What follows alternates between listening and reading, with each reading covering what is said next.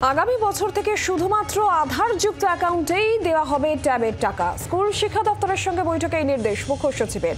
ভুল অ্যাকাউন্টে যাওয়া ট্যাবের টাকা ফেরত নিতেও তৎপর রাজ্য সরকার। কোন স্কুলে একজনের টাকা অন্য কারোর অ্যাকাউন্টে ঢুকেছে, কোন স্কুলে আবার একই অ্যাকাউন্টে ঢুকেছে দ্বিগুণ টাকা। পড়ুয়াদের ট্যাব কেনার জন্য রাজ্যের দেওয়া টাকা নিয়ে দুর্নীতির অভিযোগে জেলায় জেলায় শোরগোল পড়ে গিয়েছে। প্রশ্নের মুখে সতর্ক প্রশাসন।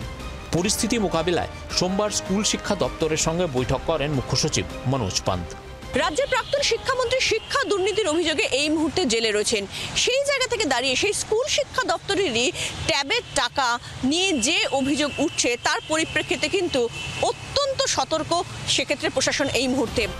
এদিন নবান্নে মুখ্য সচিবের ডাকা বৈঠকে স্কুল শিক্ষা দপ্তরের আধিকারিকদের পাশাপাশি উপস্থিত ছিলেন রাজ্য পুলিশের ডিজি রাজীব কুমার, ছিলেন ঝাড়গ্রাম, পূর্ব মেদিনীপুর, হুগলি এবং মুর্শিদাবাদের জেলা শাসক ও পুলিশ সুপারও।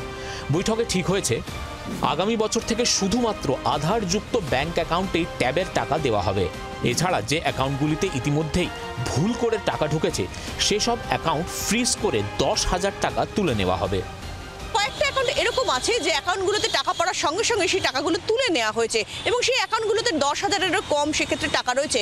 সেই সমস্ত কিছু অ্যাকাউন্টের ক্ষেত্রে কিন্তু এক্ষেত্রে যেটা করা হবে সেক্ষেত্রে আইনি যে নিয়ম রয়েছে সেই নিয়ম অনুযায়ী সেক্ষেত্রে পুলিশ নির্দিষ্টভাবে ব্যবস্থা নেবে। নবান্ন সূত্রের দাবি, বেশিরভাগ ক্ষেত্রে ট্যাবের টাকা নিয়ে গণ্ডগোলের সূত্রপাত স্কুলগুলি থেকেই হয়েছে। বেশ কয়েকটি ক্ষেত্রে পড়ুয়াদের ব্যাংক অ্যাকাউন্ট নাম্বার মেলানোয় গাফিলতি করেছে স্কুল কর্তৃপক্ষ। অনেক ক্ষেত্রে আবার ট্যাব প্রাপকদের তালিকা তৈরির সময় ভুল অ্যাকাউন্ট নাম্বার টাইপ করা হয়েছে। মূলত ঝাড়গ্রাম, পূর্ব মেদিনীপুর, হুগলি, মালদা, মুর্শিদাবাদেই ট্যাবের টাকা নিয়ে গণ্ডগোল হয়েছে বলে খবর। নবান্ন সূত্রে আরও বলা হয়েছে, পড়ুয়াদের ট্যাব কেনার জন্য রাজ্য সরকারের বরাদ্দের পরিমাণ প্রায় 1800 কোটি টাকা। এর মধ্যে 1 থেকে 1.5 কোটি টাকাই ভুল অ্যাকাউন্টে গিয়েছে। এই টাকা উদ্ধারের পাশাপাশি আগামী বছর ভুলের পুনরাবৃত্তি ঠেকাতেও সতর্ক প্রশাসন। পুলিশের তদন্তের পরে এক্ষেত্রে যারা এই বিষয়টার সঙ্গে যুক্ত বলে প্রমাণিত হবে, ইচ্ছাকৃত বা অনিচ্ছাকৃত, প্রত্যেকের ক্ষেত্রেই কিন্তু ব্যবস্থা নেওয়া হবে এমনটাই কিন্তু জানা যাচ্ছে।